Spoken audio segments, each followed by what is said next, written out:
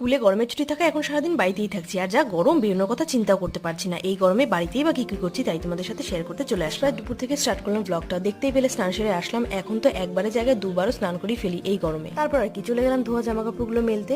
5 মিনিটের জন্যই বাইরে এসেছি, তাও মনে হয় রোদে গিলে খাচ্ছে। কাপড়গুলো মেলে নিয়ে তোমাদের একটা জিনিস দেখাচ্ছি এরপর। দেখো, দেখতে পাচ্ছ আমার পেছনে কিছু, এই যে কত কৃষ্ণচূড়া ফুল ফুটেছে এবার আমাদের গাছে।